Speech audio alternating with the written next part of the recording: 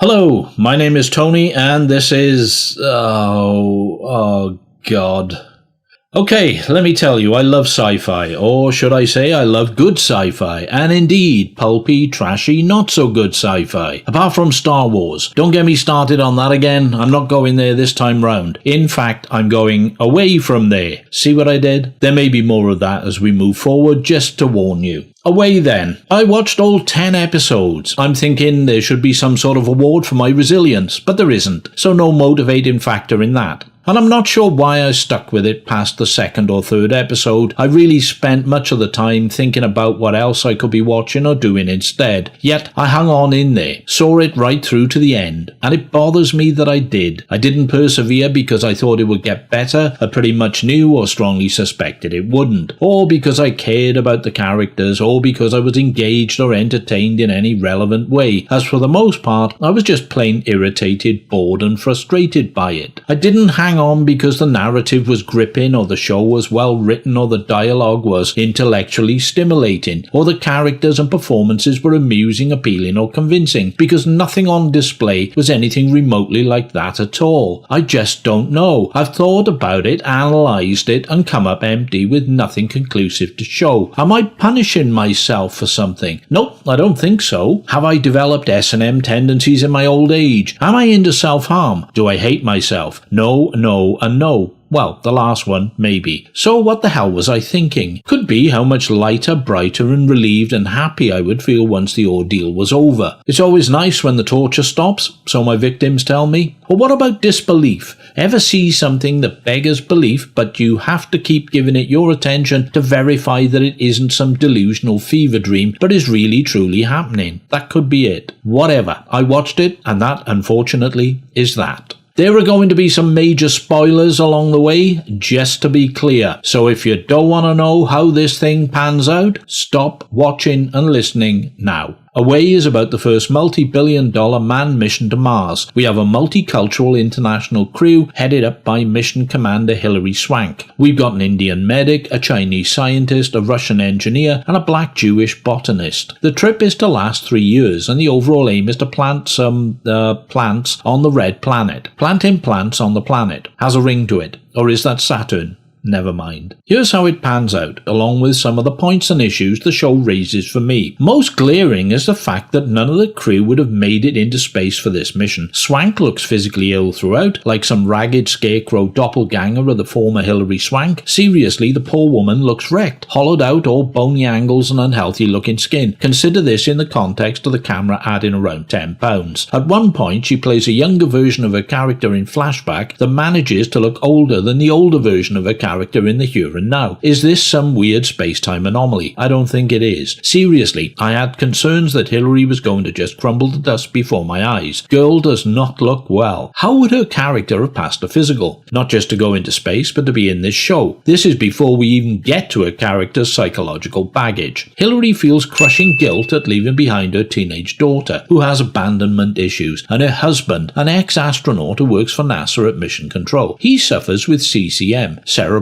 cavernous malformation. Yeah, I looked it up. Which he fears he may have passed on genetically to his daughter. When the mission is in the early stages, he has a massive stroke, loses the use of his legs and ends up in a wheelchair. Hilary wants to jump ship and go home to be with her stricken family. She's also struggling with her repressed carnal feelings for the Indian medic Ram. So generally, she's a physical wreck and psychological mess. This is the glorious leader of an intrepid team of seriously unlikely space explorers. The Russian engineer, Misha, is about 70 and has apparently spent more time in space than anyone else alive. As luck would have it, he's going blind. Creeping space blindness. It's a thing, apparently, and he is estranged from his daughter, the one he abandoned when his wife died, and he feels crushing guilt at his crapness as a father and the fact that his daughter won't forgive him, and he now has little contact with his grandchildren. Both mentally and physically unfit for a mission of this type, you would think. The Indian medic feels crushing guilt over the death of his older brother. Ram had some contagious disease as a boy and was hospitalized. His brother continued to visit him, contracted the disease and promptly died. He is struggling with his repressed carnal feelings for Commander Swank. He is prone to suffering relapses with his contagious disease, which could be transmitted to the other crew members and kill them all. What sort of physicals are astronauts subjected to again? Might this factor not exclude him? You think?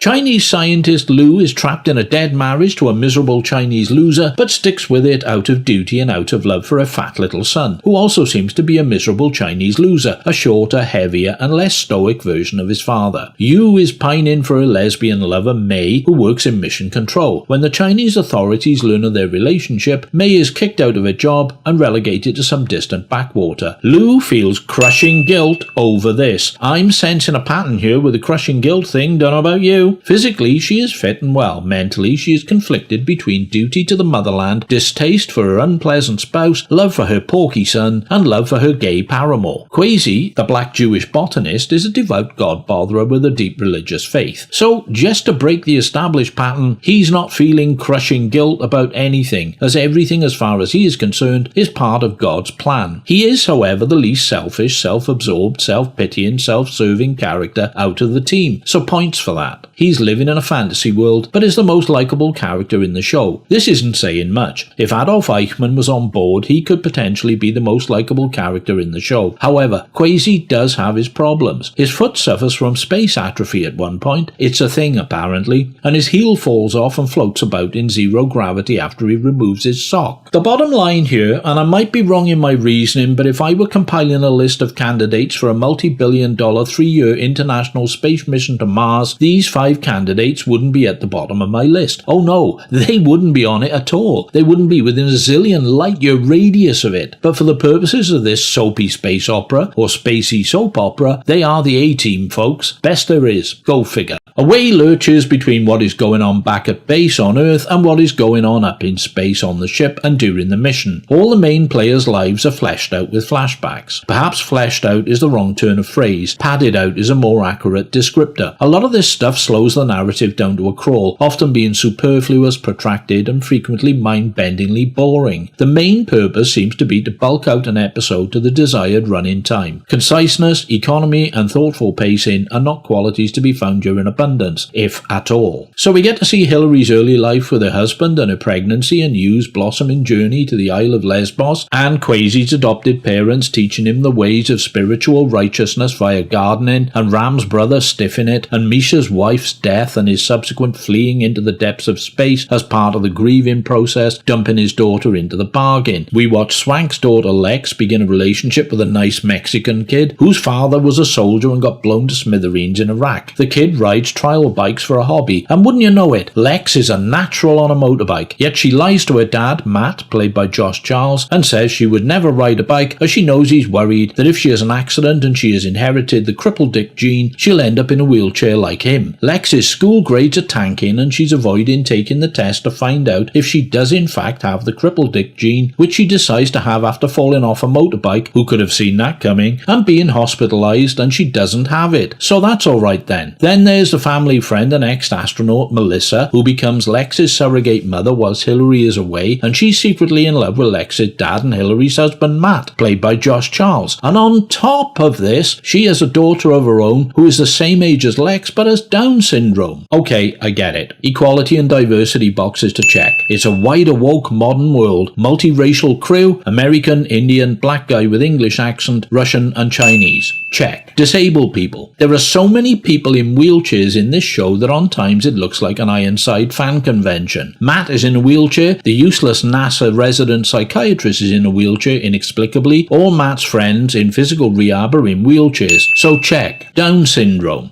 Check. Partially sighted person. Check. Mexican. Check. Gay people. Check. Mentally ill people. Most of the crew qualify here, so check. I didn't see anyone who was obviously transgender or a dwarf or deaf and speech impaired, but my attention did tend to wander, so they could have been in there somewhere and I just missed them. The show has this stuff pretty much nailed down, inclusive as a reflection of how life is, or tokenism, or a bit of both. Who knows? And does anyone really care? So on to the drama and conflict. This multi-billion-dollar space project is the most badly run, poorly equipped and inept undertaking in the universe ever. Shit goes horribly wrong continually. First, the ship springs an internal fuel leak, which turns into a fire when Swank tries to collect the floating fuel in her sweatshirt. Her sweat causes it to ignite. It's a thing apparently, but luckily Misha and Yu are on hand to extinguish it with a bucket of water, which they should have kept for later all things considered, but I'm getting ahead of myself. Misha and Yu turn against Commander Hillary Hillary, feeling she's not fit to command due to her reckless behaviour with the sweaty sweatshirt and the fuel. Considering one of them is a 70-year-old engineer who's going blind and hasn't told anyone he can't see fuck all, it's a bit rich of Misha. Still, Ram, who wants to pork swank, is therefore on her side, and so is Quasi, who is just a nice religious guy with faith in people and God and stuff. Sides are taken. Next, the solar panel array on the piece of ultra-expensive junk malfunctions, requiring a perilous spacewalk to fix. Next, Ram's contagious disease flares up and he experiences a fever-driven psychotic episode. Everyone could die if they get infected. Ram demands to be put in an airlock and jettisoned into space. Seems reasonable. Personally, I would have pushed him in there with a long pole or cattle prod and flipped the switch immediately, even if he hadn't offered. But no, Commander Hillary won't hear of it. She selflessly treats him with antivirals and shit and he gets better. Next, the pump and filtration system on the water supply falls apart. This is a key piece of equipment vital to sustaining the crew's life. So why wouldn't it break? It won't be easy to fix as it needs to be completely dismantled into its 5,000 component parts and put back together again by a skilled engineer, preferably one able to see what the fuck they're doing. Misha has to own up to being a skilled but almost blind engineer who reckons he can do it by touch alone, which he can't. Was this spacecraft built by Persimmon or something? Next, water is rationed and all the plants die except one, so planting plants on the planet is pretty much on the back burner. Commander Hillary is a psychotic episode for no apparent reason, until you and Quasi figure she has been given her water ration to the surviving plant, as you do. Not unprofessional or irresponsible at all. Ram diagnoses Swank with dehydration, clearly his medical degree is not going to waste here, and cures her with a saline drip. Next, there is water surrounding the ship in an outer skin to protect the crew from radioactivity. To free some of this up for drinking, NASA tells the crew to drill into the skin and siphon some off. They warn them to take extreme care not to drill through the hull. Ram has a shot at doing this and drills straight through the hull and into space, causing the crew quarters to be locked down because it's now a big fucking airless vacuum. They will plug the hole with masticated juicy fruit later. Next, Matt, in his wheelchair on Earth, figures out how to release water into space from outside the ship and have it turn into ice, get the ice to the airlock and then melt it to drink. Ram and Hillary go on a spacewalk to achieve this and bond throughout the experience. Nice. Next, the supply vessel sent to Mars ahead of the team contains all the food and water they're going to need when they land, so no expense has been spared and every effort made to get it there safely. This is critical. Soon as it reaches Mars, all contact with it is lost and it is thought to have exploded spontaneously during the journey through Mars's atmosphere. So, if the crew manage to land on Mars, they will die of starvation and dehydration in 3 weeks or less. Next, NASA decides to abandon the mission and have the crew pilot the ship in a slingshot maneuver around Mars, head for home, meeting a replacement supply vessel on the way and perhaps saving their lives. Commander Hillary is all for this, as she didn't really want to be there in the first place. Obviously a characteristic one would value in any commander of a long-haul space mission, snagging her the position immediately. No one else would need apply. Next, Yu makes contact with an ancient NASA probe on Mars using a transistor radio or something. The probe has recorded a sonic boom, which means perhaps the supply vessel made it through the atmosphere. Yay! It's enough to cause everyone to agree to carry on. Not knowing for sure, I mean, but taking a chance. Meanwhile, Matt is back on Earth, sat in his wheelchair, wearing the same stony, grim, ill-tempered, frozen expression on his face he has worn throughout. Once or twice I thought I caught the makings of a smile, but it never materialized into anything. At first I imagined this fixed, non-reactive glare at nothing in particular was a result of his massive cerebrovascular accident. Then I remembered he had the same inexpressive glower on his clock before he had the stroke. Really, the last time I saw the same lack of facial animation sustained on screen for the duration was when Keanu Reeves was in The Day My Face Stood Still. But I digress. Next, the descent through the atmosphere to the surface of Mars will turn the ship into a colossal plummeting fireball which may disintegrate or explode at any moment. Bite those nails, pilgrims! So, do they land on Mars or do they not?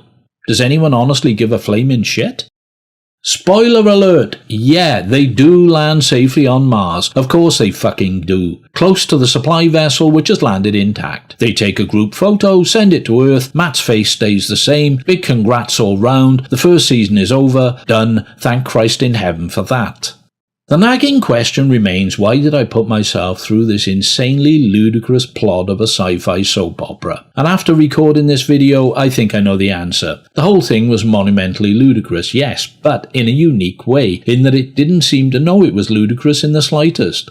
Ever meet one of those really stupid people who don't know they're stupid and think they're really smart and know stuff better than anyone else does? Well, this show is like that. At no point was there any honest hint of real humour, of some internal sense of self-knowing, of any inkling of just how awesomely asinine, cliche-riddled and ungrounded this fiasco actually is. It completely and utterly lacks any redeeming iota of self-insight, and I don't know for certain, but I think I stayed the course just to see how much more insensible and unblinkingly deadpan serious and absurd it was going to get. Much like Matt's face, it remained fixed in place and didn't deviate for an instant. Someone somehow got all involved to believe that this was a serious, meaningful drama realistically dealing with those big, meaningful human issues. Whoever this person was, they missed their calling. They should be selling sand to the Saudis or ice cubes to the Inuits. Hilary Swank is a class act with a genuine acting pedigree and some not inconsiderable gravitas. I really feel some concern for her as she does look seriously unwell to my eyes. I hope she's okay. This series is beneath her, frankly, and nothing she does with her role here elevates the general quality in any way. I think it's something of a comeback piece for her after some time away from acting. She's been away, and now she's in a way, and in a way, that's a bit sad. She deserves better material than this. Well, truthfully, we all do. Netflix takes a quantity approach to programming. It randomly invests in mass show production in a scattergun way. It's an approach that can generate some stellar results, drawing mass audiences, critical acclaim, and prestigious awards. Whack out enough product, and something will hit the right target at the right time in the right way, whilst a lot of things will not. It's a turkey shoot. And away is one turkey in need of some serious shooting. Netflix have learned to be ruthless, dropping and cancelling probably many more projects and shows than they renew. Lots of collateral damage, but it's not a problem to them because their system can work well. My guess is that Away will find enough of an audience to ensure it gets another season, as unrelentingly awful as it might well be. Hilary Swank is a big name draw. Sci-Fi always finds a fan base somewhere. Lovers of bad daytime soap operas are many and varied, so it has more than a fighting chance to hook some reasonable viewing figures. Personally, I wouldn't watch a second serving, as I think it would be the same round of highly strung cheapskate emotional fakery, soap opera dramatics, and stage-managed micro-disasters every episode. Predictable and by the numbers. Here's some things that will happen if it continues. Swank and Ram will wham-bam thank you ma'am on Mars, and their crushing guilt will increase in a sticky torrent of self-absorbed angst and anguish. Quasi will agonize over plant implants on the planet, which he will eventually get to grow and thrive. He will attribute this to an act of God, and will build a small church on Mars out of discarded space food containers and fossilized human excrement. Misha will regain his sight, or if he doesn't, you will build him a CNI droid in the shape of a small Russian bear. You will tell her husband via satellite link that she wants a divorce and custody of her fat son. In revenge, you will drown the boy in the bath. A big deep bath will be required, maybe a swimming pool, and you will feel more crushing guilt whilst pining after her lesbian lover May, who by now is working in a remote killer virus development lab in Wuhan province. Matt will walk again, only with a stick for support, one he can pull from his ass. He and Melissa will explore the Big Bang Theory, only to experience the same crushing guilt as Swank and Ram. Lex will find out they did the dirty deed, and will seek solace in alcohol and a drunken shag with her Mexican boyfriend. She will get pregnant from her first sexual experience. She will eventually tell Matt, who will mumble something about love and support. His expression will not change, ever, and so on, and so on, and so on.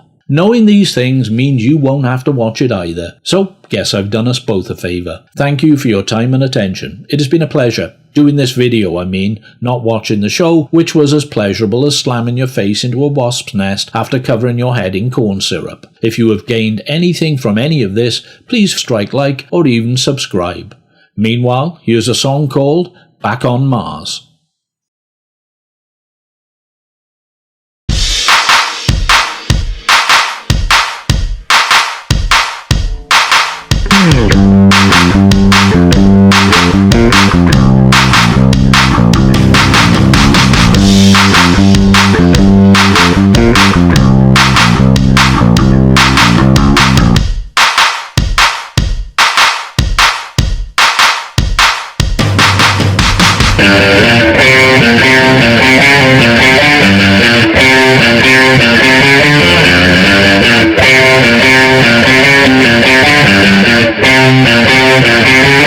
The captain of the Destiny made overtures to speak to me. She misjudged it brilliantly as I look to the stars. Never be where I ought to be, somewhere else in the galaxy. Cheap hotel chosen randomly, found myself back on Mars.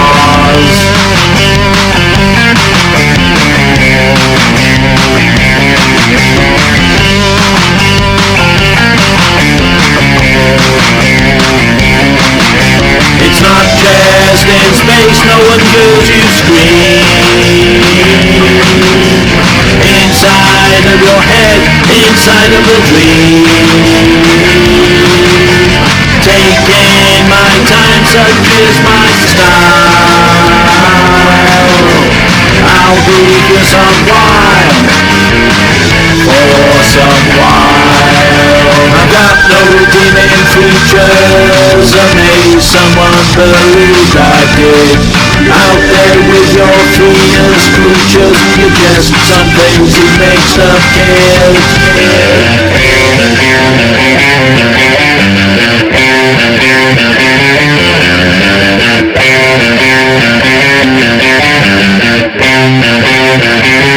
You didn't need a calling card, a crushing need to take it on. The mushroom clouds in your backyard will never get you far. Supporting roles but never start, always being caught off guard. As I'm so easy to discard, found myself back on Mars.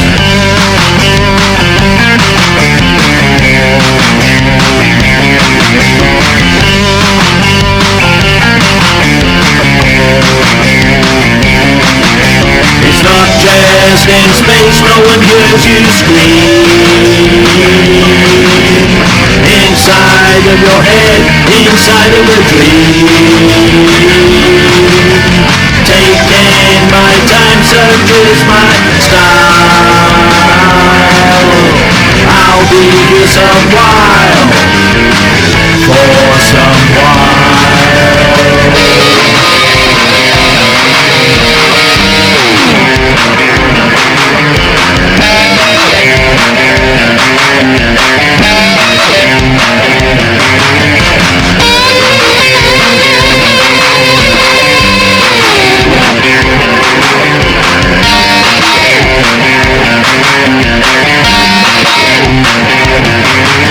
It's not just in space, no one hears you scream. Inside of your head, inside of a dream. Taking my time, such is my style. I'll be here some while,